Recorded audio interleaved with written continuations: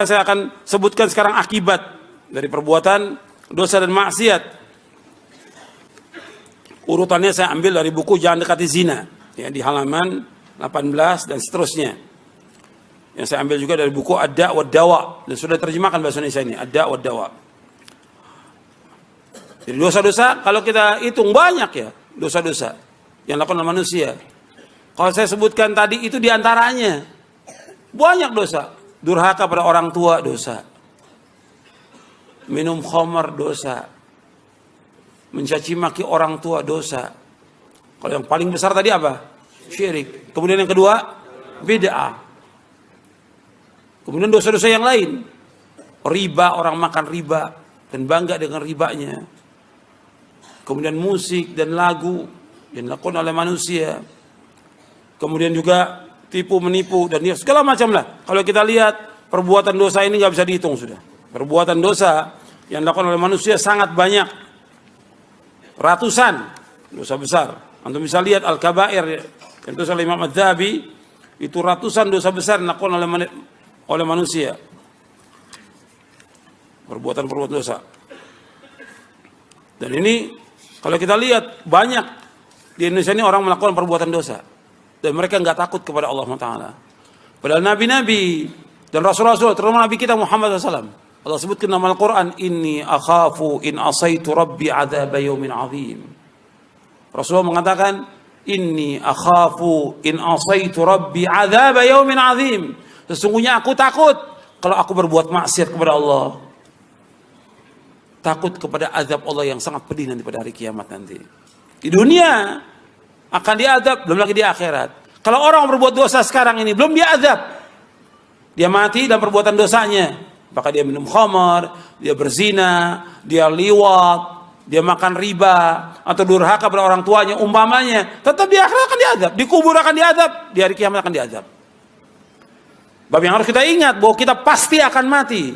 Dan pasti kita akan kembali kepada Allah. Pasti sudah. Gitu. Bahwa kita semua akan kembali kepada Allah, pasti. Kehidupan dunia ini fana sebentar aja. Dan sudah kita lihat banyak orang yang sudah mati. Jutaan manusia sudah mati mendahului kita. Dan pasti akan ada hisab. Pasti akan dihitung oleh Allah. Makanya Nabi Muhammad mengatakan SAW, Inni akhafu in asaitu rabbi adzab yaumin azim.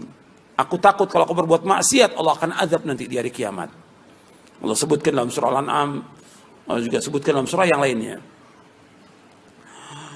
Akibat perbuatan dosa dan maksiat. Yang pertama, dosa dan maksiat akan menghalangi masuknya ilmu. Dosa dan maksiat akan menghalangi masuknya ilmu. Orang kalau sudah berbuat maksiat itu nggak akan dapat ilmu atau tidak berkah ilmunya. Hirmanul ilmi.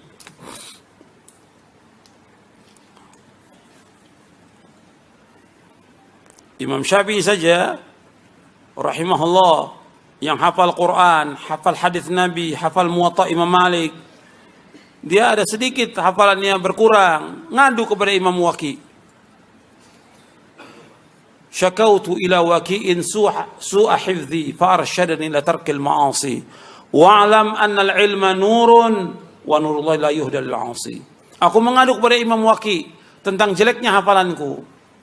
Kemudian Imam Waqi mengatakan, ketahuilah bahwa ilmu itu cahaya. Dan cahaya Allah nggak akan diberikan. Nah, jadi Imam Waqi memberikan nasihat, tarkil ma'asi, tinggalkan maksiat. Karena apa? Ilmu itu cahaya dan cahaya Allah nggak akan diberikan kepada orang berbuat maksiat. Jadi orang-orang yang berbuat maksiat itu terhalang dari ilmunya. Terhalang juga dari keberkahan ilmunya. Ada orang-orang yang berilmu juga berbuat maksiat, maka nggak barokah ilmunya. Nggak barokah ilmunya. Dan ini banyak yang seperti ini. Bahkan ada yang disesatkan oleh Allah dengan ilmunya. Kenapa? Dia mengikuti hawa nafsu. Afara'aita man ittaba'a ilaha hawahu wa adallahu Allahu ala ilmin. Tidakkah engkau perhatikan orang-orang yang menjadikan hawa nafsunya sebagai Tuhan, Allah sesatkan dengan ilmunya. Disesatkan oleh Allah dengan ilmunya.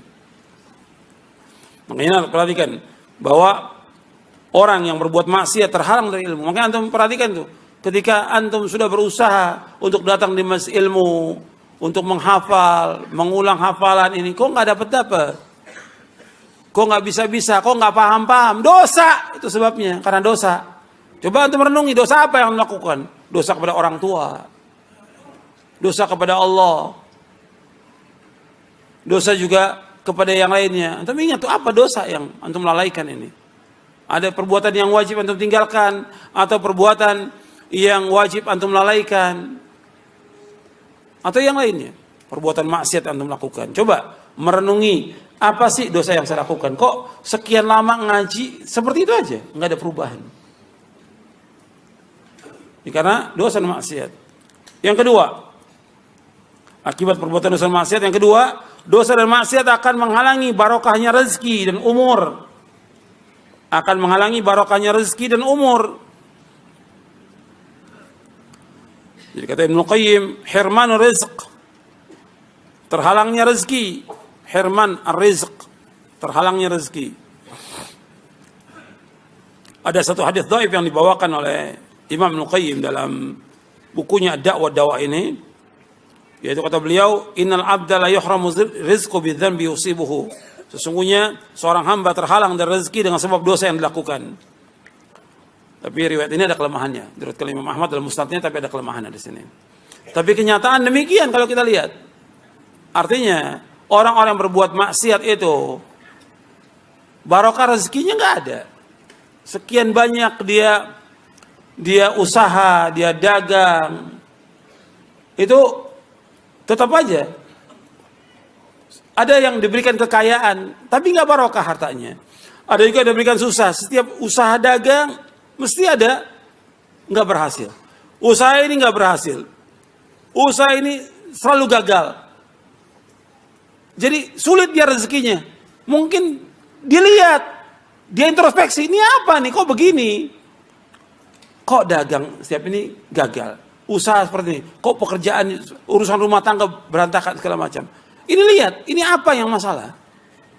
Ketika rezekinya diberikan seperti itu, ini ada masalah. Coba direnungi, apa yang pernah dia perbuat dulu? Di antara yang paling besar, untuk perhatikan, dia meninggalkan kewajiban sholat. Di antara yang paling besar lagi, dia durhaka pada orang tua. Antum lihat anak-anak yang durhaka, mesti hidupnya susah dia, mesti susah hidupnya, mesti susah. Tiap ada usaha mesti gagal, setiap usaha gagal, urusan nggak ada yang beres. Karena apa? Durhaka pada orang tua. Apakah orang tuanya masih hidup atau sudah meninggal dunia? Coba dia ingat dulu. Oh, dia pernah berbuat dosa pada orang tuanya, sehingga usahanya banyak gagal. Dan seandainya pun diberikan rezeki, tidak barokah rezekinya. Beda dengan orang-orang yang taat. Dia miskin tapi dia taat kepada Allah, barokah hartanya. Cukup buat dia, buat istrinya, buat anaknya, buat orang, cukup. Bahkan anaknya banyak, cukup. Karena apa? Barokah rezekinya. Tapi anaknya cuma 2, hartanya gajinya puluhan juta, nggak barokah. Karena apa? Karena maksiat yang dilakukan. Kemudian juga di sini disebutkan oleh Ibnu Qayyim, yaitu menghalangi barokahnya umur. Jadi betul orang-orang yang berbuat dosa dan maksiat ini, barokah umurnya nggak ada.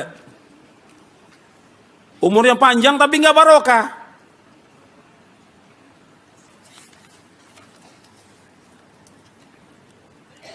Di sini disebutkan oleh Ibnu Qayyim rahimahullah dalam Ad-Da'wa Dawa, kata beliau, ta'thirul ma'asi fi mahkil umur. Innama huwa bi anna haqiqatal haya wa hiya hayatul qalbi. Wa lihadza ja'ala Allah subhanahu al-kafir mayyitan ghayra hayyin kama qala ta'ala amwat ghairu ahya. Fal hayatu fil haqiqati hayatul qalbi. Disebutkan bahwa pengaruh maksiat, jadi beliau membawakan pendapat orang, Ibnu Qayyim membawakan pendapat orang, bahwa pengaruh maksiat dalam menghilangkan barokahnya umur, karena apa? Karena hakikat yang dikatakan hidup, hakikat orang itu hidup, yaitu hatinya. Yang dikatakan orang itu hidup, hidup hatinya. Maka Allah menjadikan orang-orang kafir itu dikatakan oleh Allah, mati dia. Karena apa? Mati apanya? Hatinya mati. Pada hakikatnya orang kafir itu nggak hidup dia. Mati dia. Dia hidupnya, kata Allah dalam Al-Quran, seperti apa? Binatang. Allah yang menyebutkan nama Al-Quran. Ya'kuluna kama ta'kulul an'am wan naru mathwal lahum. Mereka makan seperti binatang ternak makan, neraka tempat tinggal mereka. Allah juga menyebutkan dalam Al-Quran dalam surah Al-A'raf, ulaika kal an'am bal hum adall. Mereka orang kafir seperti binatang ternak, bahkan lebih dari binatang ternak. Makanya Allah menyebutkan tentang mereka amwatun ghairu ahya. Mereka itu mati, tidak hidup, karena kehidupan yang hakiki, kehidupan hati. Makanya perhatikan di sini, kalau orang yang berbuat kebaikan, berbuat ketaatan, berbuat ketakwaan, maka barokah umurnya. Dan banyak para ulama masih muda meninggal, barokah umurnya. Meskipun masih muda. Saya ambil contoh. Yang ma'ruf di Indonesia ini. Imam An-Nawawi. Imam An-Nawawi. Dari madhab Syafi'i. Umurnya 45 tahun. Tapi antum lihat karangannya. Tulisannya. Syarah Muslim aja itu 18 jilid. Belum Al-Majmu' Syarhul Muhadzab 20 jilid. Belum lagi yang lainnya. Banyak kitab yang ditulis. Umurnya 45 tahun. Barokah. Hafal Quran, hafal hadis, mensyarah hadis, barokah. Umurnya itu barokah. Tapi ada orang yang umur 60 tahun nggak bisa apa-apa. KTP-nya Islam. Nggak bisa apa-apa, 60 tahun. Ngaji belum bisa, baca Quran belum bisa, wudhu belum bisa, sholat belum bisa, segala macam belum bisa. Karena dilalui dengan perbuatan dosa dan maksiat. Dia wajib taubat, wajib kembali. Nggak ada istilah terlambat dalam Islam, nggak ada terlambat. Kesempatan Allah buka untuk taubat, sekarang ditaubat kepada Allah. Kemudian juga disebutkan lagi tentang barokah, hilangnya barokah. Ini ada, saya sebutkan lagi. Ibnu Qayyim menyebutkan di beberapa tempat ini di dalam kitabnya Ad-Da' wa Dawa.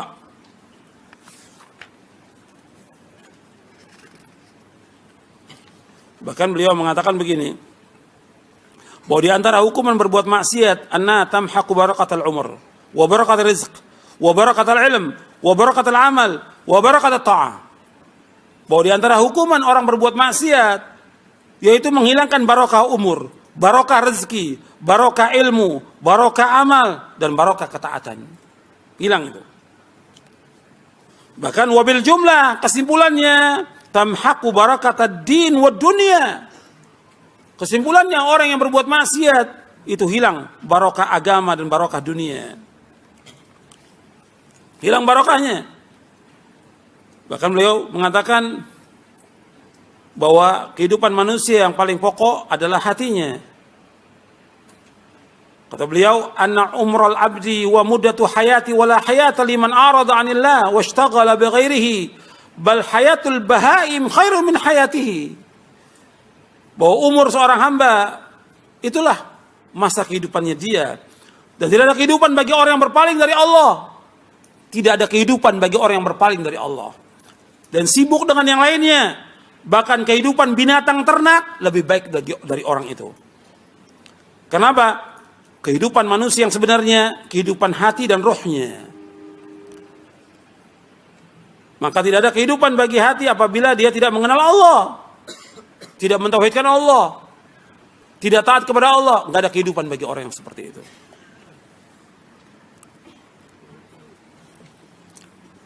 Kemudian yang ketiga. Yang ketiga, bahwa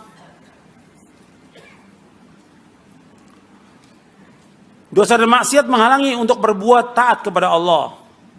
Dosa dan maksiat menghalangi orang untuk berbuat taat kepada Allah. Hirmanu ta'ah. Hirman at-ta'ah. Jadi dia terhalang dari ketaatan kepada Allah. Antum bisa lihat orang-orang berbuat maksiat itu sulit dia untuk melakukan ketaatan, berat bagi dia melakukan ketaatan. Untuk ngaji berat, untuk datang ke majelis ilmu berat, untuk sholat berjamaah berat, untuk bangun di tengah malam berat,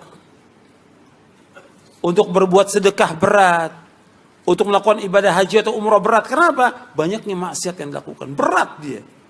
Mau melaksanakan ketaatan itu berat bagi dia. Kenapa? Karena dia banyak berbuat dosa dan maksiat. Maka kita melihat ketika antum ini kok malas untuk taat, malas ngaji, malas baca Quran, malas ini dosa dan maksiat. Perbuatan dosa dan maksiat. Itu menghalangi semuanya untuk taat kepada Allah. Kemudian yang selanjutnya, yang keempat, dosa dan maksiat akan mengurangi iman. Mengurangi iman. Dan ini kenyataan karena menurut Ahlus Sunnah yang dikatakan iman yaitu iqrarun bil lisan wa i'tiqadun bil janan wa amalun bil arkan yazidu bi ta'ah wa yanqusu bil ma'siyah. Bahwa yang dikatakan iman menurut Sunnah ikrar dengan lisan, meyakini dengan hati, kemudian melaksanakan dengan anggota tubuh, bertambah dengan ketaatan, berkurang dengan sebab perbuatan dosa dan maksiat. Jadi kalau orang sudah banyak berbuat dosa dan maksiat, berkurang terus imannya itu, turun terus imannya. Sedangkan kita berusaha bagaimana iman kita naik. Sebab kita khawatir kalau turun terus, bahkan kita maksiat terus, naudzubillah, akan wafat dalam keadaan su'ul khatimah. Betapa banyak orang-orang yang wafat dalam keadaan su'ul khatimah. Dia enggak menjaga imannya. Mengantum jaga iman ini. Ini iman ini merupakan modalnya seorang mukmin. Iman ini yang harus tetap ada pada dia. Dan dia harus pertahankan iman ini. Dan dia harus disuburkan iman, bertambah iman dengan ketaatan kepada Allah, dengan menjauhkan perbuatan maksiat. Makanya majelis ilmu dikatakan oleh para ulama majelis penyubur iman. Bahkan dikatakan riyadul jannah, taman-taman surga. Makanya itu harus kita datangi majelis ilmu itu. Datangi masjid Allah, duduk di masjid Allah. Karena dengan duduk di masjid Allah itu kita akan dikelilingi oleh malaikat. Duduk di masjid Allah, dibacakan ayat, dipelajari ayat, ditadaburi ayat, maka akan dikelilingi oleh malaikat, akan turun sakinah. Kata Nabi, wa majtama'a qaumun fi baitin min buyutillah yatluna kitab Allah wa yatadarasuna bainahum illa nazalat alaihimus sakinah wa ghashiyatuhumur rahmah wa haffathumul malaika wa dzakarahumullah fi man 'inda. Kata Nabi SAW, barang siapa yang duduk di masjid, dari masjid Allah, di masjid, bukan di rumah, di masjid, ngajinya di masjid, maka akan turun sakinah. Yang kedua, apa? Diliputi rahmat Allah. Yang ketiga, dikelilingi malaikat. Yang keempat, Allah akan sebutkan di antara para malaikat yang ada di sisinya. 4. Dengan kita duduk di masjid, mempelajari Quran dan Sunnah, yang pertama kata Nabi akan turun sakinah, ketenangan. Yang kedua, dikelilingi oleh malaikat. Yang ketiga, yaitu yang kedua diliputi rahmat Allah. Yang ketiga, dikelilingi malaikat. Yang keempat, Allah akan sebutkan di antara malaikat yang ada di sisi Allah. Hadis ini sahih Muslim dan ada dalam kitab Arba'in An-Nawawi. Kemudian yang keenam, yang kelima, dosa dan maksiat akan membuat urusan menjadi sulit. Untuk bisa lihat sendiri, orang-orang yang urusannya sulit ya, ta'siru umurin alaihi, urusannya menjadi sulit. Makanya antum lihat urusannya banyak orang-orang yang mengalami kesulitan. Sulit dia, mau kerja sulit, mau cari maisha sulit, mau dagang sulit, mau tawarkan barang sulit, mau ini sulit. Ini akibat maksiat yang dilakukan. Kok susah semuanya ini? Kok ini apa dosa apa yang dilakukan? Ya bisa dosa-dosa yang baru dilakukan, bisa juga dosa yang lalu yang pernah dilakukan, yang kadang-kadang dia sudah lupa dengan dosa itu. Terutama yang saya ingatkan, dosa kepada kedua orang tua, dan itu banyak anak-anak yang lalai, yang dia banyak berbuat dosa pada orang tuanya. Orang tuanya sudah meninggal, gak bisa lagi dia minta maaf pada orang tuanya. Tapi itu akibatnya kapan sekarang? 5 tahun yang lalu dia berbuat dosa pada orang tuanya, atau 10 tahun atau 20 tahun yang lalu. Sekarang akibatnya Allah kasih. Akibat perbuatan dosa dan maksiat yang dilakukan. Maka susah urusannya. Cari maisha susah, mau kerja susah, mau dagang susah, mau didik istri susah, mau didik anak susah. Sulit semua urusannya karena apa? Dosa dan maksiat yang dilakukan.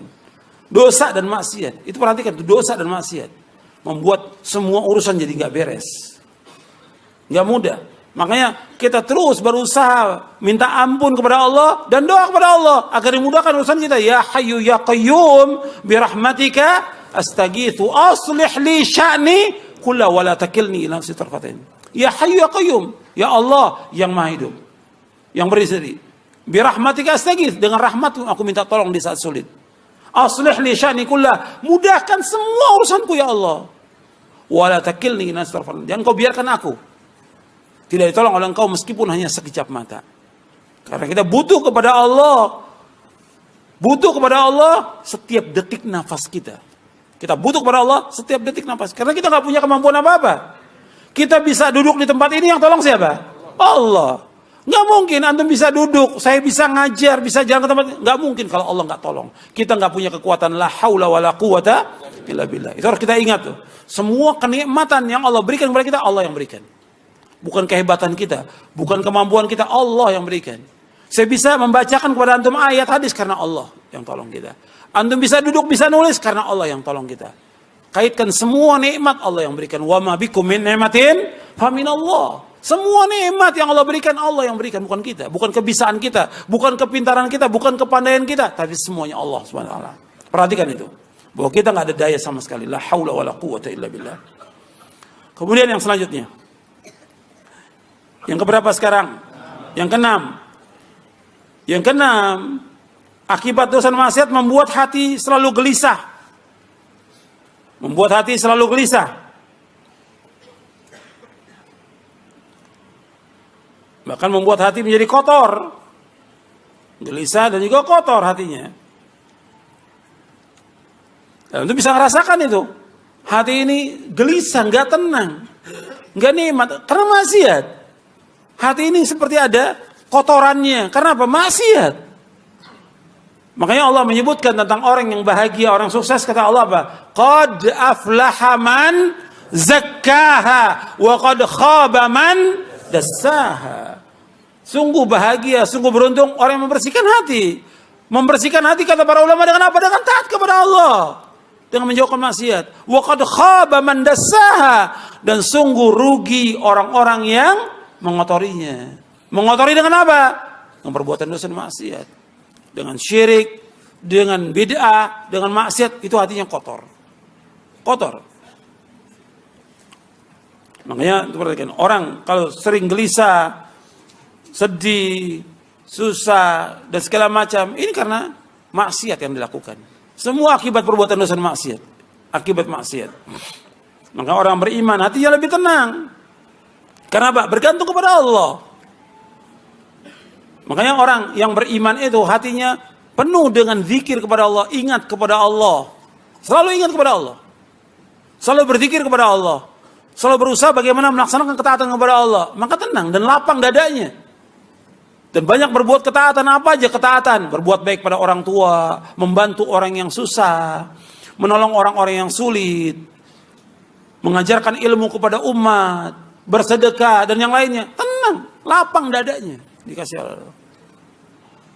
Makanya ketika orang itu sempit, susah, ini mesti ada yang nggak beres nih dari urusannya. Ini ada yang nggak beres. Yaitu maksiat. Kemudian yang ketujuh, bahwa dosa dan maksiat membuat hati itu menjadi gelap.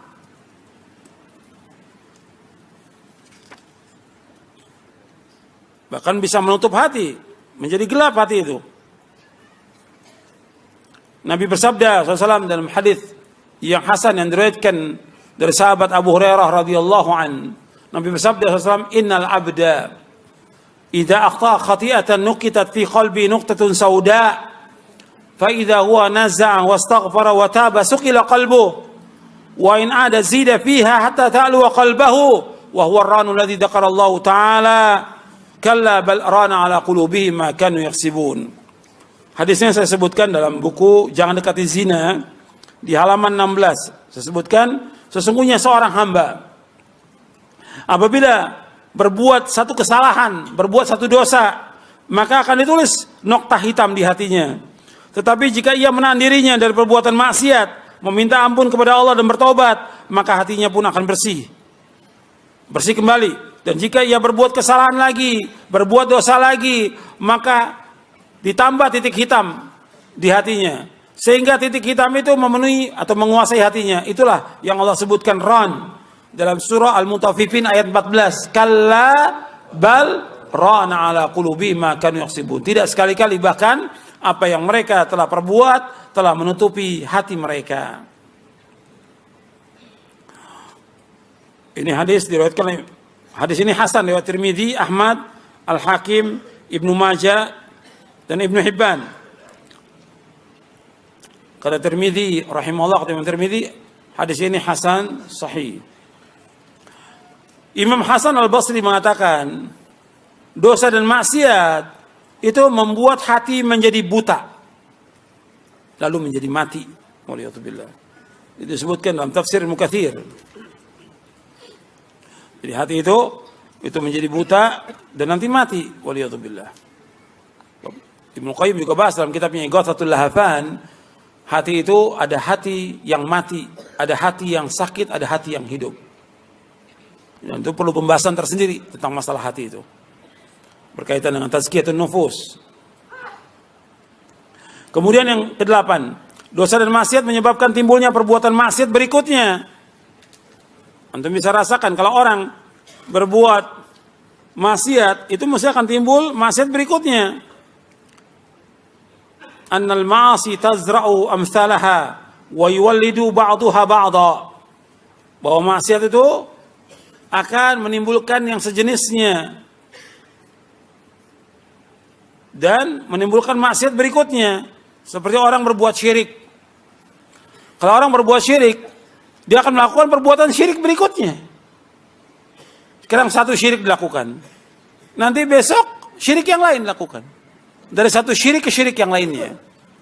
Orang kalau sudah ziarah ke satu kubur yang dianggap keramat, apa dia merasa puas? Satu kubur aja? Enggak. Datang. Kan kata dia ada 9 wali songo, kata dia. Jadi 9 jadi pengen datangin semuanya.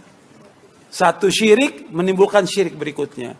Sudah semua datangin, nggak cukup lagi. Kata orang ada kubur keramat di sana. Datang lagi dia. Hatta di mana? Tetap datangi. Karena syirik menimbulkan syirikan. Nanti ada lagi yang mengatakan lagi begini, dukun, datang lagi ke dukun. Terus seperti itu.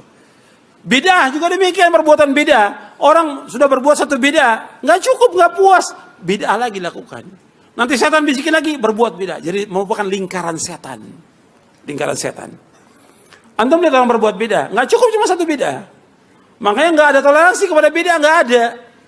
Dan jangan coba-coba kita untuk berbuat bidah. Jangan. Dan jangan sok berani. Wah, kalau saya sih kuat, ini saya berpegang pada sunnah. Ada ustadz-ustadz yang sok gitu. Saya kalau dipanggil untuk maulid ya saya mau, kata dia. Ini ustadz ini ngomong seperti itu. Apa dia yakin bahwa dia akan tetap di atas sunnah? Nggak yakin. Karena apa? Hati itu dipegang oleh siapa? Allah. Allah yuqallibu kaifa yasha. Allah bolak-balikan hati apa yang Allah kehendaki. Ada orang-orang dulu yang dia mengikuti sunnah, kemudian jadi pengikut bid'ah, bahkan jadi tokoh, jadi ahlul bid'ah. Dan itu terjadi. Makanya kita jangan coba-coba untuk toleransi kepada syirik atau bid'ah, nggak bisa kita.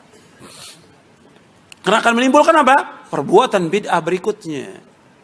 Yang tadinya mungkin dia dai sunnah, ketika dia masuk kepada kelompok ahlul bid'ah, disanjung oleh ahlul bid'ah, lama-lama dia ditokohkan. Jadi tokoh apa? Ahlul bid'ah. Kan setan menggoda manusia sekaligus atau khatwa-khatwa? Allah mengatakan wala tattabi'u khutuwati syaitan innahu lakum aduwwum mubin. Jangan kamu ikuti langkah-langkah setan. Karena dia musuh yang nyata bagi kita. Khatwa-khatwa, selangkah demi selangkah. Nggak sekaligus. Setan pintar juga caranya. Sekarang ya sudah, biarkan dulu dia. Yang penting dia mau datang dulu udah. Alhamdulillah. Ustadznya datang diundang dalam acara maulid, acara bid'ah atau acara yang lain. Ustadznya mau datang. Dengan berbagai gelarnya sudah si ustadz ini. Sudah datang. Nggak apa-apa, nggak dimintain pendapat segala macam. Udah, yang penting datang udah, alhamdulillah, kata mereka. Yang kedua, setan bilang, ya suruh dong dia ngomong, kata setan. Jangan dibiarkan, masa di situ aja. Buat apa dia datang? Dia kan punya kedudukan. Suruh ngomong. Ngomongnya awalnya lurus-lurus aja. Itu undangan yang kedua. Undangan yang ketiga, mulai mendukung. Ya kalau menurut saya sih ini nggak apa-apa. Ini kan masalah khilafiyah. Atau istilah sekarang ijtihadiyah. Yang ketiga itu. Yang keempat, udah hilang tuh masalah ijtihadiyah. Memang kita harus hidupkan yang seperti ini. Betul nggak setan seperti itu? Itu setan. Gitu. Awalnya khilafiyah, awalnya ijtihadiyah, terakhir jadi tokoh dia. Karena dia nggak bisa. Hati ini di tangan Allah. Yang paling Nabi sering berdoa kepada Allah, ya muqallibal qulub, tsabbit qalbi ala dinik. Ya Allah, yang bolak-balikan hati, tetapkan hatiku atas agamamu. Nggak bisa kita toleransi kepada bid'ah. Nggak bisa datang pada alul bid'ah, minta maaf, nggak bisa. Kecuali yang berkaitan dengan kezaliman antara manusia dengan manusia. Kita mengganggu dia atau yang lain, kita minta maaf. Tapi untuk bid'ah nggak bisa kita minta maaf. Dia berdosa kepada Allah, berbuat maksiat dengan perbuatan bid'ah, yang wajib dia taubat kepada Allah. Dia telah merusak di muka bumi dengan perbuatan bid'ah dan syiriknya. Kok kita minta maaf kepada mereka? Mereka ngerusak agama ini, perbuatan syirik ini. Makanya dia telah menuduh Nabi Muhammad dengan perbuatan bid'ahnya mereka. Nuduh apa Nabi Muhammad? Khianat. Kata Imam Malik rahimahullah di dalam kitab Al-I'tisam oleh Imam Asy-Syatibi, kata Imam Malik, man ibtada'a fil islami bid'atan yaraha hasanatan faqad za'ama anna Muhammadan sallallahu alaihi wasallam khana risalah. Fa inna Allah yaqul al-yawma akmaltu lakum dinakum wa atmamtu alaykum ni'mati wa raditu lakum al-islam dinan. Fa ma lam yakun yawma idzin dina fala yakun al-yawma dina. Kata Imam Malik rahimahullah, sebagaimana dinukil oleh Imam Asy-Syatibi dalam kitabnya Al-I'tisam. Barang siapa mengadakan bid'ah, kalau dalam Islam bid'ah itu semuanya baik atau semuanya jelek? Semua bid'ah jelek. Semua bid'ah sesat, nggak ada yang balik. Barang siapa yang berbuat bid'ah yang dianggap baik oleh dia, kata Imam Malik, maka orang itu telah menuduh Nabi Muhammad apa? Khianat. Karena apa? Allah sudah berfirman, pada hari ini aku telah sempurnakan bagimu agamamu. Aku telah cukupkan bagimu agamamu. Dan aku ridho Islam sebagai agama bagimu. Artinya Islam sudah sempurna. Kalau dia mengadakan ada bid'ah yang baru, berarti dia telah menuduh Nabi Muhammad ini khianat, belum menyampaikan apa? Semua risalah. Padahal Allah sudah mengatakan agama sudah sempurna, berarti Nabi sudah menyampaikan semua agama. Maka kata Imam Malik, barang siapa apa yang tidak menjadi agama pada masa lalu, sekarang pun nggak jadi agama. Jadi bukan masalah kecil, masalah beda ini. Nah sekarang orang dianggap kecil. Begitu juga maksiat. Sekarang ini maksiat dianggap remeh oleh manusia. Akan menimbulkan maksiat berikutnya. Orang yang telah berbuat maksiat, kewajiban dia apa? Tobat.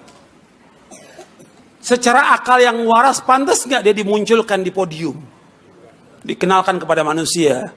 Ini mantan penyanyi, ini mantan pemusik, ini mantan pelawak, ini mantan pendidik. Pantas nggak? Nggak pantas. Pakai akal yang waras, apalagi pakai agama. Kalau dia berbuat maksiat, kewajiban apa? Tobat, bukan dimunculkan di tengah-tengah manusia, di tengah kaum muslimin. Kalau mau dakwah sesuai dengan syariat, dakwakan.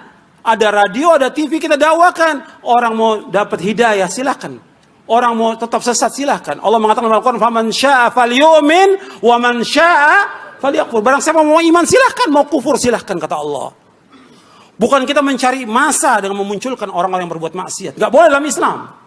Kenapa? Akan menimbulkan maksiat berikutnya apa? Yang lebih berbahaya lagi. Yang tadinya dia belum belajar agama, baru taubat. Sekarang dipanggil sebagai apa? Ustaz. Apa enggak menyesatkan kaum muslimin dengan sebab itu? Menyesatkan kaum muslimin dengan sebab itu. Gara-gara ustaz memunculkan mereka. Kewajiban mereka untuk taubat kepada Allah. Bukan cerita tentang dosanya. Enggak ada ulama salah menceritakan dosanya.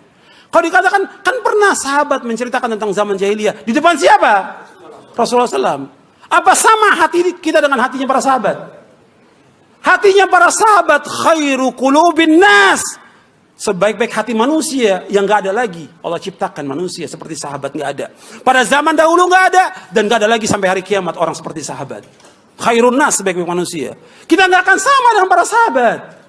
Kalau sahabat menceritakan tentang masa yang lalu, dalam rangka dia bertaubat kepada Allah, untuk kembali kepada Allah dan menguatkan imannya. Bukan bangga dengan maksiatnya, bukan.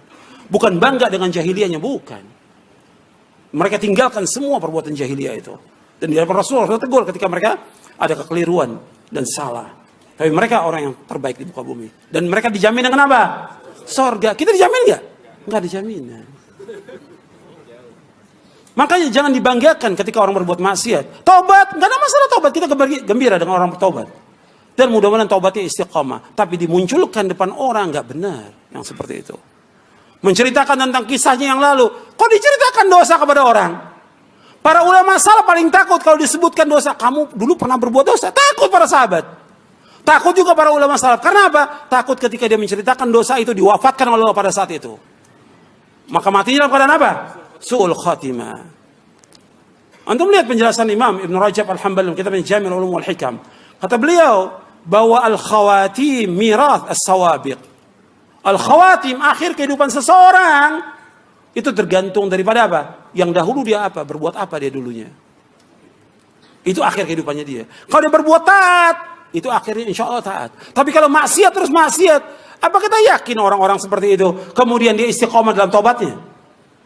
Gak yakin kita. Mungkin dia masih maksiat, masih kumpul dengan teman-temannya. Mungkin istrinya juga masih berbuat maksiat. Kok dibanggakan?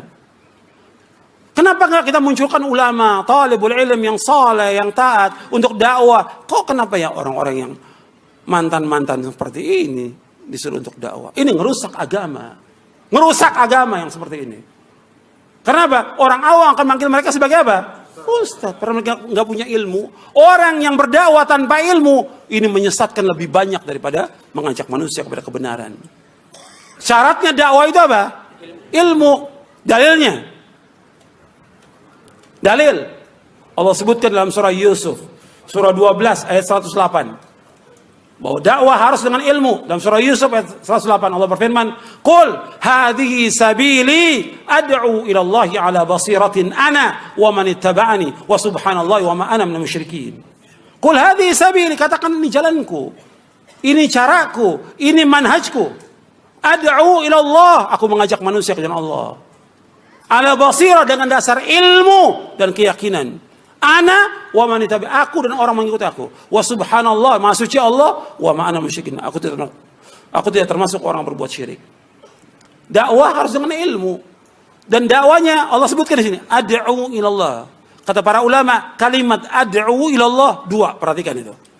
Yang pertama, mengajak manusia ke jalan Allah, bukan kepada pribadi kita.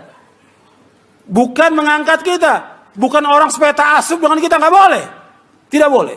Ajak manusia ke jalan Allah. Itu yang pertama. Yang kedua, at-tanbih alal ikhlas. Yang kedua dalam ayat itu, at-tanbih alal ikhlas. Bahwa orang itu wajib untuk ikhlas dakwahnya. Karena Allah. Bukan karena dunia. Bukan karena popularitas. Bukan untuk mencari masa, bukan. Tapi karena Allah di dakwahnya. At-tanbih alal ikhlas. Jelas? Jelas? Nah, kita lanjutkan. Ya, dosa dan maksiat menyebabkan timbulnya perbuatan maksiat yang lainnya. Apakah syirik, bid'ah, atau maksiat yang lainnya. Kemudian selanjutnya.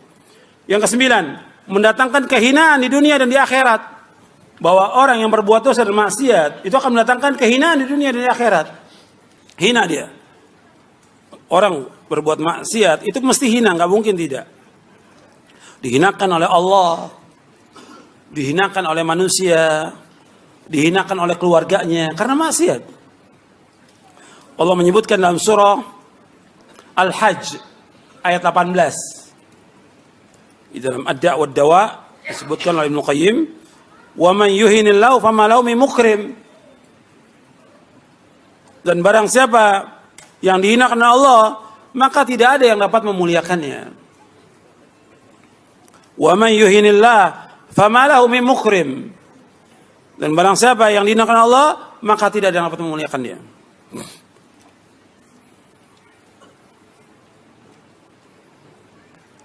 Jadi orang yang berbuat dosa itu akan hina. Yang ke-10, dosa dan maksiat menyebabkan hilangnya rasa cemburu. Dosa dan maksiat akan menyebabkan hilangnya rasa cemburu. Orang kalau sudah berbuat dosa dan maksiat, itu rasa cemburunya akan dicabut itu. Hilang rasa cemburunya dia.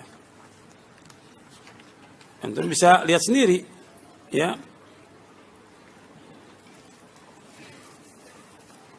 Umpamanya suami yang membiarkan istrinya terbuka auratnya. Kalau sudah terbuka aurat, berarti dilihat oleh siapa? Oleh sekian banyak orang. Nggak ada rasa cemburu.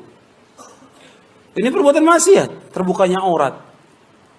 Kemudian sudah gitu, dia biarkan juga istrinya dengan laki-laki. Ngobrol dengan laki-laki, duduk dengan laki-laki dan segala macam. Nggak punya rasa cemburu. Dicabut rasa cemburu itu. Atau dia sudah pakai jilbab istrinya, tapi masih dibiarkan untuk keluar rumah, kerja dengan laki-laki. Ini nggak rasa cemburu. Kan ketika dia buat pekerjaan, dia duduk dengan laki-laki.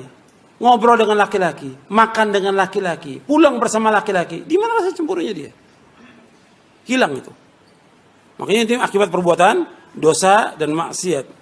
Dihilangkan. Makanya disebutkan oleh Ibnu Qayyim, al-ma'asi tudfi ghairatal qalbi. Al-ma'asi tudfi ghairatal qalbi. Bahwa maksiat itu memadamkan rasa cemburu. Ini untuk diri dia, untuk keluarganya, belum lagi untuk agama. Kalau orang membiarkan maksiat dibiarkan terus, maka cemburunya dia hilang. Seorang mukmin dia harus cemburu. Nggak mau ada pelanggaran syariat, dia mesti negur. Dia ingatkan orang-orang yang berbuat dosa maksiat. Nggak dibiarkan. Sekarang ini banyak orang-orang berbuat maksiat dibiarkan. Nggak ada rasa cemburu. Orang berbuat kemungkaran depan dia dibiarkan. Orang nggak sholat dibiarkan. Nggak sholat ini termasuk dosa besar yang paling besar. Dibiarkan. Nggak cemburu. Keluarganya nggak sholat juga dibiarkan. Nggak ada dia untuk menegur. Nggak ada. Ini nggak benar seperti ini. Allah punya cemburu dan Nabi Muhammad juga SAW juga punya cemburu, disebutkan dalam hadis yang sahih. Sedangkan cemburunya Allah itu Allah mengharamkan apa? Semua yang jelek. Kata Nabi SAW dalam hadis yang sahih yang diriwayatkan oleh Imam Bukhari dan Muslim. Kata Nabi, la ahad aghyaru min Allah min ajli dzalik harrama al-fawahish ma dhahara minha wa ma batan. Tidak ada seorang pun yang lebih cemburu dari Allah. Karena itu Allah mengharamkan semua perbuatan yang keji, perbuatan yang jorok, perbuatan yang kotor, yang tampak maupun yang tersembunyi. Kalau disebutkan di dalam Al-Quran hadis tentang fawahish, arti yang pertama fawahish itu zina, homo, liwat dan yang lainnya. Itu fawahish, perbuatan yang keji. Dan yang lainnya. Ini hadis sahih riwayat Bukhari dan Muslim. Begitu Nabi Muhammad juga SAW juga cemburu. Bahkan disebutkan oleh Ibnu Qayyim, wa hadza yadulluka ala anna asla din al-ghairah, bahwa pokok agama ghairah, cemburu. Kita nggak bisa terima kalau orang meremehkan agama ini. Kalau kita lihat sekarang ini agama ini diremehkan oleh orang. Orang berbuat syirik, berbuat bid'ah, ngomong tentang agama seenaknya, umat Islam diam. Kenapa? Hilang cemburu. Orang memainkan agama ini, ya. Ayat Quran dibuat main oleh mereka, hadis dibuat main oleh mereka. Mereka mengatakan agama Islam itu agama budaya atau segala macam. Ada Islam Nusantara segala macam. Diremehkan, diam. Mesti tegur, ini perbuatan menyimpang dari siratal mustaqim. Ini sesat dan menyesatkan. Ini kufur perbuatan ini. Karena Islam hanya satu yang dibawa oleh para nabi dan para rasul dan dibawa oleh Nabi Muhammad SAW. Gak ada Islam yang lain. Islam yang Allah turunkan di tanah Arab juga untuk semua manusia. Maka Nabi disebutkan, wa ma arsalnaka illa rahmatan lil alamin. Dan kami enggak utus engkau melainkan untuk seluruh manusia, rahmatan lil alamin. Wa ma arsalnaka illa kafatan linnasi basyira wa nadhira. Kami enggak utus engkau Muhammad melainkan untuk seluruh manusia, pemberi kabar gembira dan untuk mengancam. Untuk semua manusia.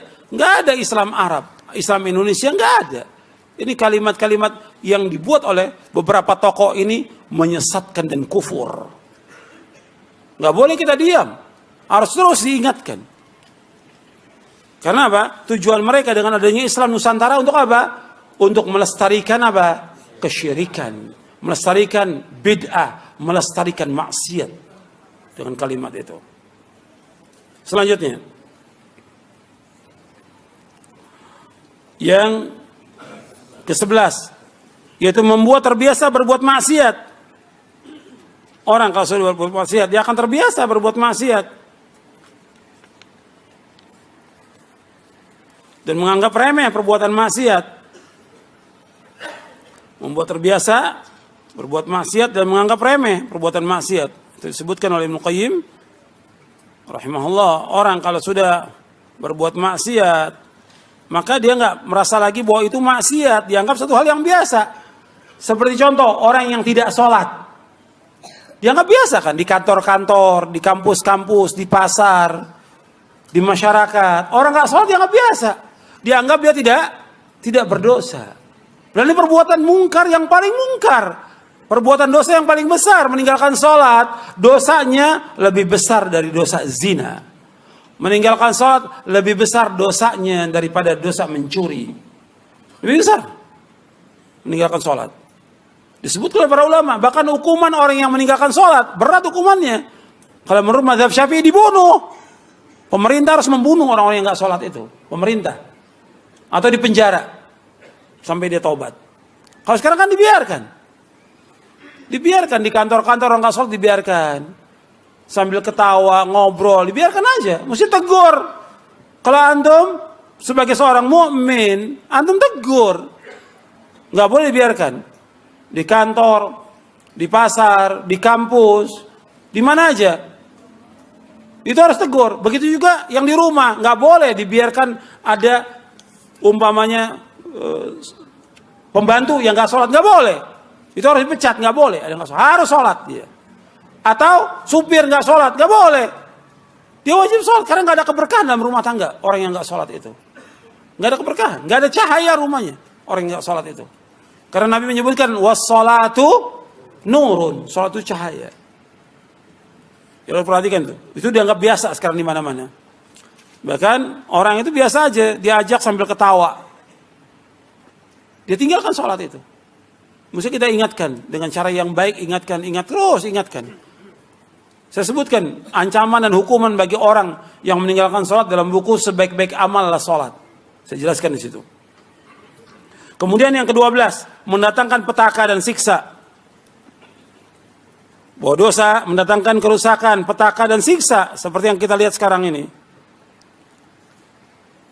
Ya semuanya dengan sebab dosa.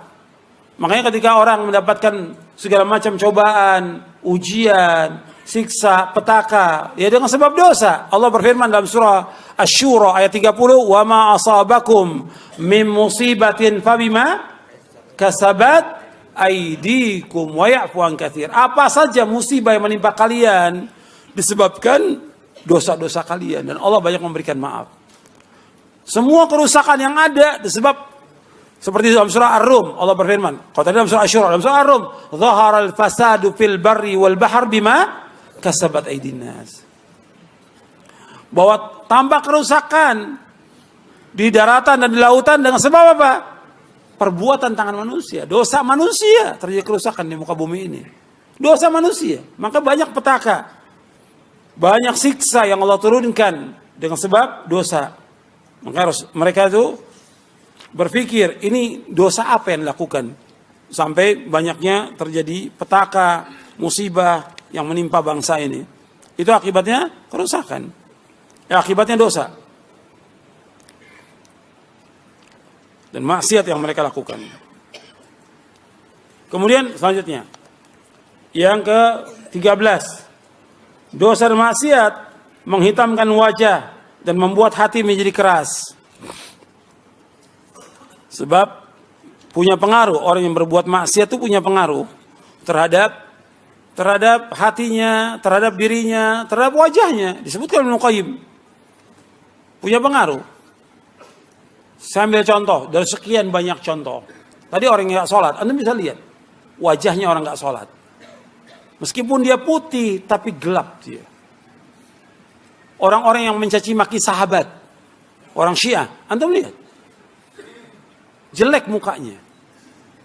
Dan di akhir hayatnya antum bisa lihat, itu banyak yang kemudian dia gila.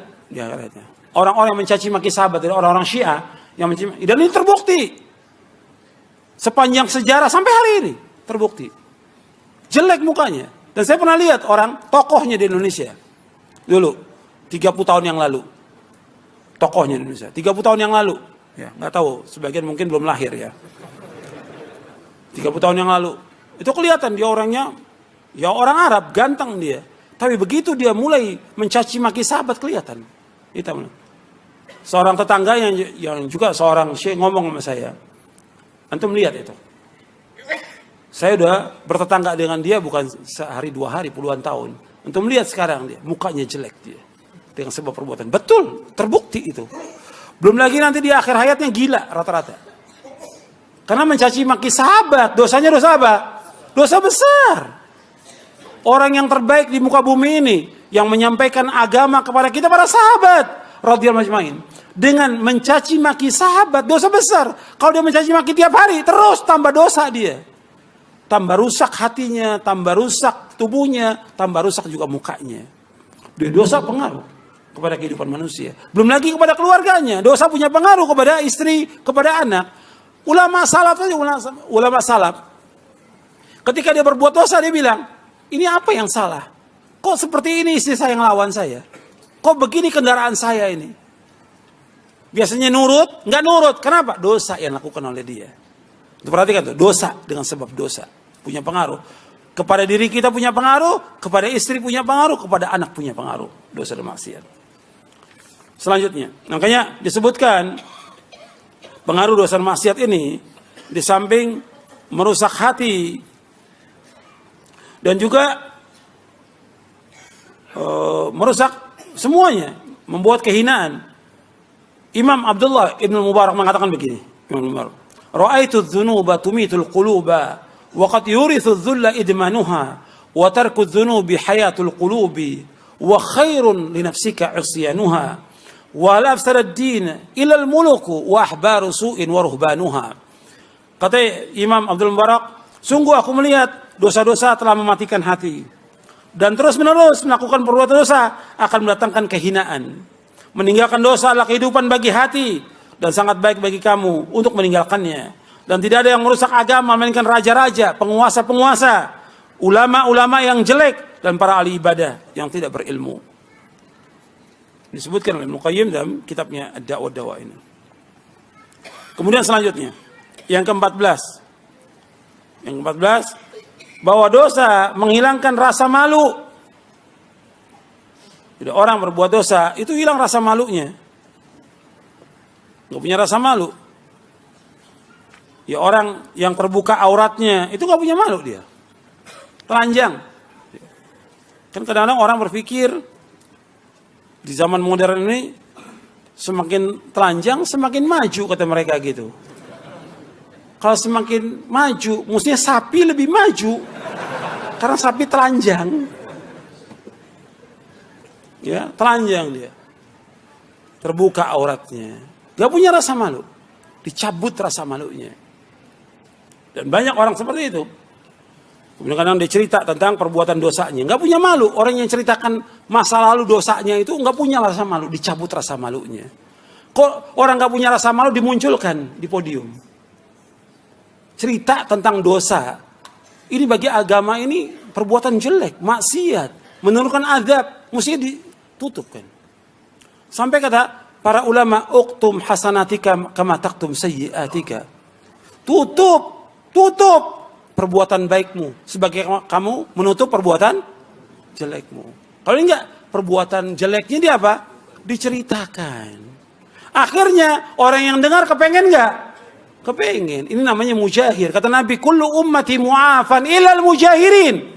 Setiap umatku akan diampunkan dosanya kecuali yang mujahir. Terang-terangan dia berbuat dosa. Semalam dia berbuat dosa, ditutup oleh Allah. Paginya diceritakan sama orang. Sama dulu udah ditutup oleh Allah, sekarang diceritakan lagi. Akhirnya menghasung orang untuk berbuat maksiat. Saya pengen coba-coba, pengen coba-coba. Nanti kan yang dengar pengen coba-coba. Saya pengen seperti dia dulu lah. Nanti kalau udah berbuat udah puas, baru tobat. Kira-kira ada nggak ya begitu? Ada, nggak mustahil. Karena dia cerita masa lalunya dia, perbuatan dosanya kepada orang. Nggak boleh dalam Islam. Tutup. Jangan disebutkan perbuatan dosa. Nggak punya malu yang seperti itu, nggak punya malu. Karena ini banyak orang-orang yang nggak punya malu.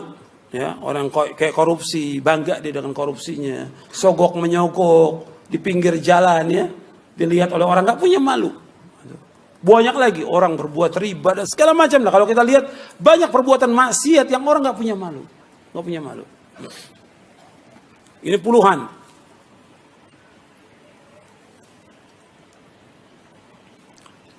Kemudian yang ke-15. Ya kita sampai 15 saja deh. Sebenarnya masih banyak. Dosa merusak akal. Dosa merusak. Saya tambahkan lagi yang ke-14 sebelum masuk 14. Ambil, ya ini yang ke-15. Yang ke-14 saya mau tambahin contoh. Dalam kehidupan sehari-hari. Yang tentang orang gak punya malu. Ya, seperti orang utang gak bayar. Nah ini banyak ini. Katanya udah ngaji. Katanya nuntut ilmu. Tapi utang kok gak bayar. Ketemu awalnya, iya merasa berdosa di awal. Saya belum bisa bayar, nanti insya Allah bulan depan. Bulan depan ketemu lagi, iya masih ada malunya.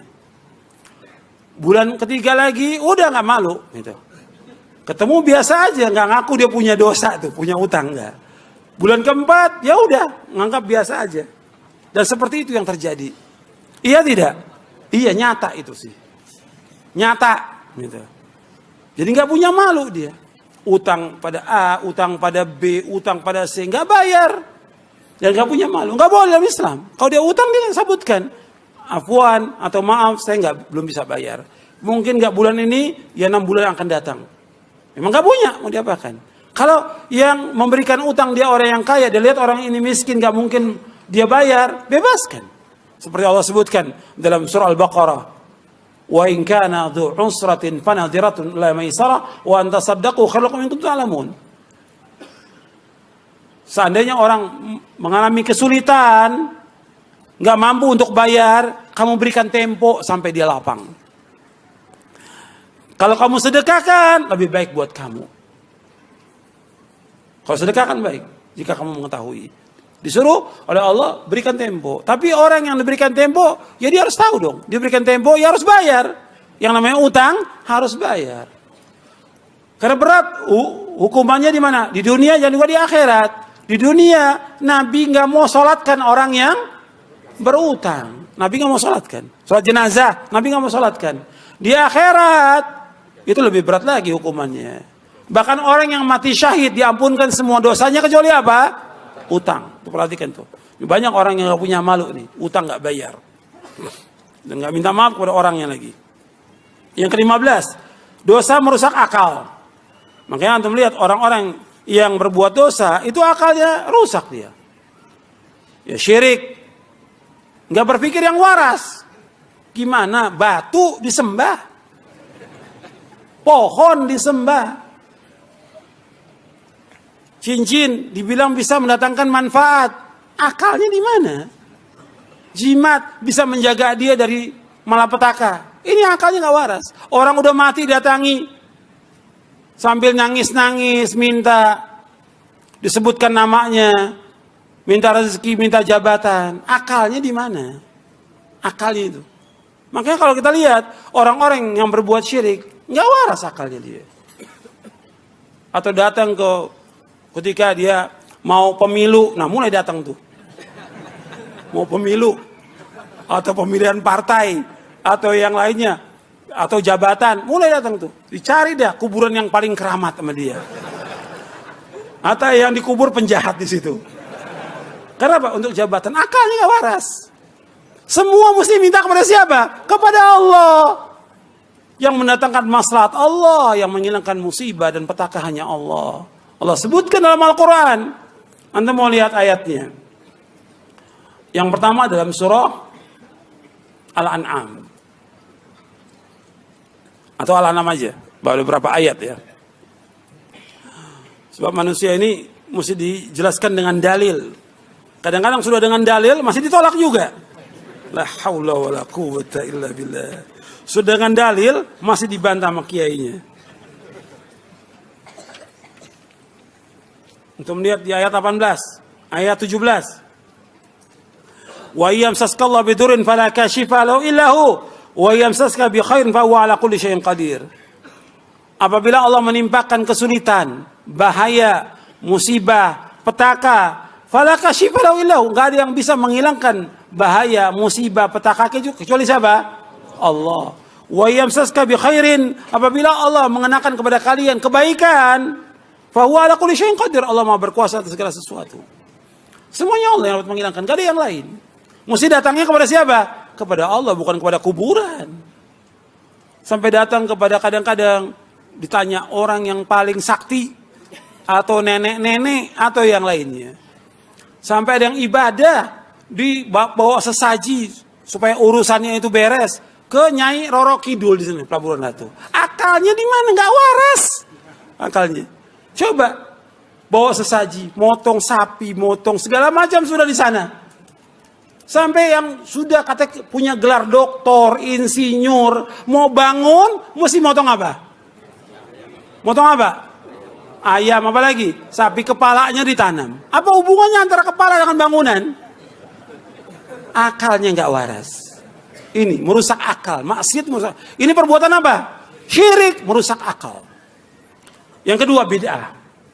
Bid'ah juga merusak akal. Anda bisa lihat. Bid'ah. Ini ajaran Nabi. Quran, sunnah, ada dalil. Kan ikut mudah. Dia cari yang lain, yang gak ada dalilnya. Coba kalau akalnya waras berpikir, ini kan dalil, ini Quran, ini hadis, tinggal ikut. Kita sebagai umat siapa sih? Umat Nabi Muhammad SAW. Yang kita ikut siapa? Nabi Muhammad apa kiai? Yang diikutkan Nabi Muhammad SAW. Bukannya kiai, bukan habib. Nabi Muhammad SAW yang disuruh ikut oleh Allah dalam Al-Quran. Dan Nabi suruh mengikut beliau, nggak boleh mengikut yang lain. Dan kata Nabi nggak boleh menyalahi perintahnya siapa? Perintahnya siapa? Perintah Rasulullah. Kalau orang menyalahi perintah Rasulullah, pasti akan diberikan kehinaan di muka bumi ini. Saya bawakan dua ayat dan hadis. Ayat dalam surah An-Nur di ayat 63. Allah berfirman, "Falyahdharil ladzina yukhalifuna an amri an tusibahum fitnatun aw yusibahum adzabun alim." Hendaklah berhati-hati orang-orang yang menyalahi perintahnya Rasulullah akan terkena fitnah atau azab yang pedih.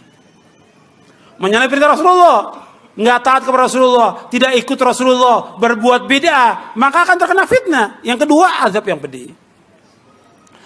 Itu ayat. Hadis dalam riwayat Imam Ahmad yang sanadnya hasan. Nabi bersabda, wa ju'ina dzillatu was-sagharu ala man khalafa amri. Dijadikan kehinaan dan kerendahan bagi orang-orang yang menyalahi perintahku. Kan itu perintah ikut Rasulullah. Ini enggak ada dalilnya, tetap dikasih keterangan nih. Kiainya kasih keterangan. Saya ambil contoh umpamanya. Tahlilan. Membaca la ilaha illallah. Baca Quran. Doa di tempat kematian sesudah kematian. Ada apanya? Ada sesuatu nggak di situ? Ada. Apa? Makan-makan. Kalau nggak ada makan-makan sepi tuh. Nah kita tanya kepada dia, ada nggak dalilnya? Pak Kiai, Pak Ustadz, ini ada dalilnya nggak? Ya tapi kan ini baik. Loh, saya tanya dalil. Antum melakukan perbuatan ini kan ingin mengharapkan apa? Ganjaran, pahala, mendekatkan diri kepada Allah supaya si mayit diampuni dosanya. Dalilnya ada nggak?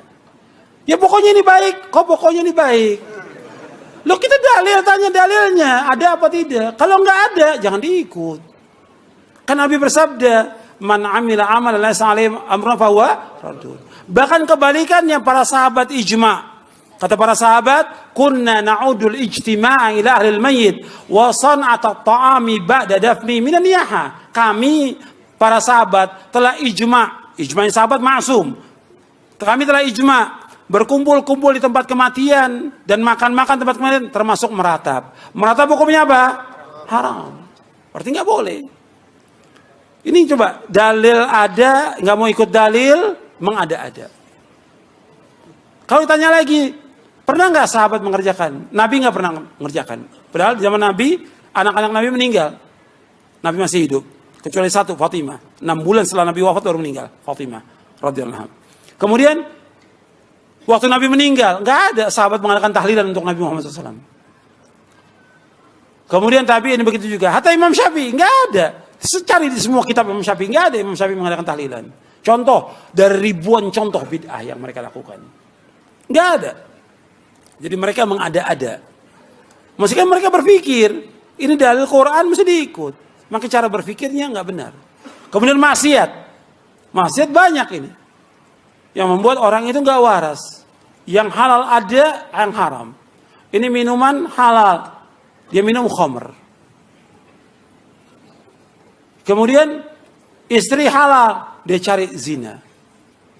Yang lebih lagi, ini laki-laki senang pada laki-laki. La haula wala quwata illa billah. Binatang aja nggak mau, nggak ada kambing laki-laki nyari kambing laki-laki. Ini lebih dari binatang.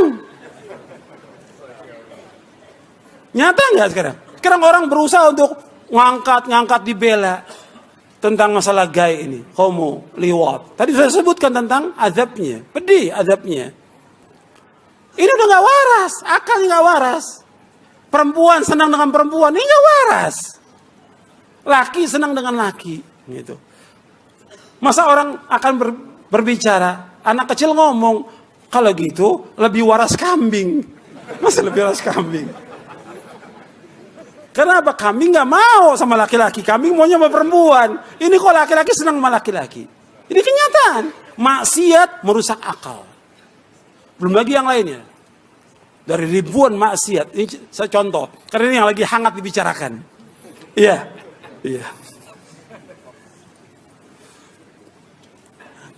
Kemudian, ikhwan fillah, azakumullah. Yang paling juga berbahaya yang Anda perhatikan bahwa semua perbuatan maksiat ini membuat manusia ini keluar dari siratal mustaqim. Padahal kita hidup ini supaya kita lurus tiap hari apa kita minta ihdinas siratal mustaqim. Bahwa perbuatan maksiat mengeluarkan manusia dari siratal mustaqim. Dibawakan Ibnu Qayyim dalam kitabnya Ad-Da'wah Dawa ini. Makanya kita minta kepada Allah agar kita tetapkan hati kita. Jalan lurus. Hidup kita cuma sekali. Dan kita pasti akan kembali kepada Allah. Maka Allah sebutkan dalam surah Al-Baqarah. Di surah Al-Baqarah ayat 281. Allah berfirman. Wattaqu yawman turja'una fihi ilallah. Thumma tuwaffa kullu nafsin ma kasabat.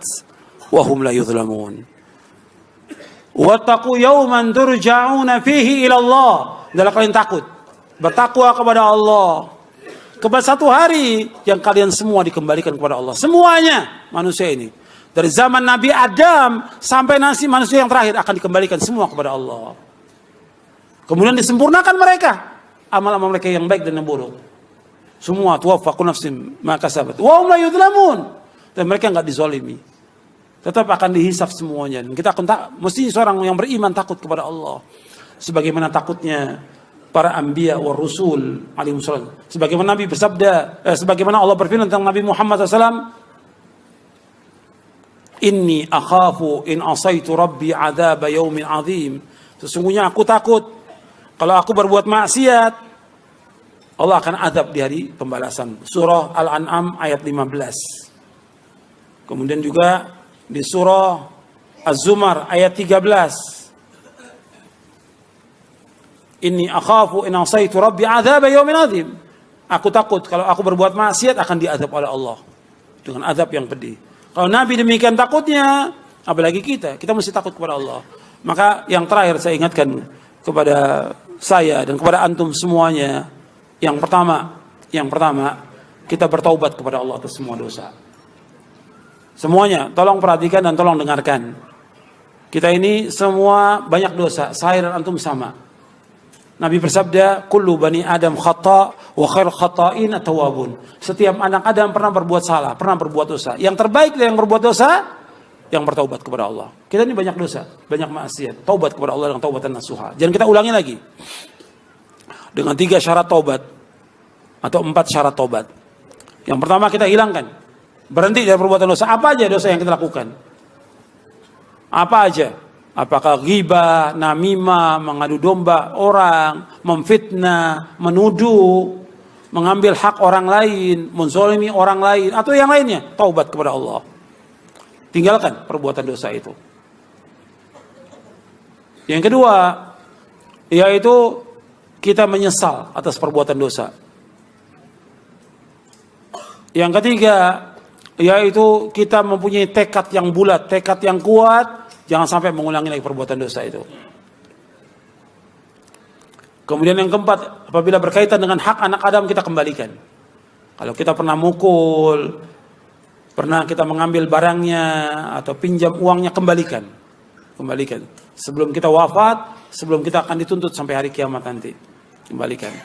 Itu 4. Kemudian taubat dengan taubatan nasuha. Taubat dengan taubat yang jujur. Allah berfirman, ya ayyuhalladzina amanu tubu ilallahi taubatan nasuha. Wahai yang beriman, taubatlah kalian dengan taubat yang jujur, taubat yang benar, taubat yang ikhlas.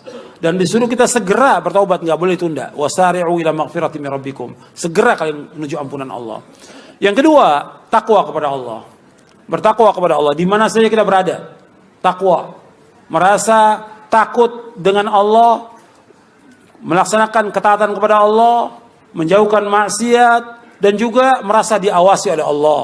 Nabi bersabda SAW, ittaqillaha haitsuma kunta. Wa atbi'is sayyi'atal hasanata tamhuha wa khaliqin nasa bikhuluqin hasan. Nabi SAW bersabda, bertakwalah kamu kepada Allah di mana saja kamu berada. Di mana aja, di rumah, di jalan, di pasar, di kampus, di tempat kerja, di kantor, di mana aja kita mukim, kita safar, kita sendiri berjamaah, takwa kepada Allah. Merasa diawasi oleh Allah, melaksanakan ketaatan kepada Allah, menjauhkan maksiat. Kemudian iringi perbuatan yang jelek dengan perbuatan yang baik. Niscaya perbuatan yang baik akan menghapuskan perbuatan yang jelek itu. Yang pertama taubat, kemudian banyak kita berbuat kebajikan. Kebajikan dengan ikhlas dan sesuai dengan sunnah. Yang ketiga, wa khaliqin nasa bi khuluqin hasan. Bergaul dengan manusia dengan akhlak yang mulia. Bergaul dengan manusia dengan akhlak yang mulia. Tunjukkan akhlak kita sebagai seorang mukmin, seorang muslim, sebagai seorang muslimah. Tunjukkan akhlak yang mulia. Kemudian yang terakhir, kita harus berusaha untuk istiqamah di atas jalan yang hak ini. Istiqamah itu berat. Itu pada perjuangan. Kita harus istiqamah.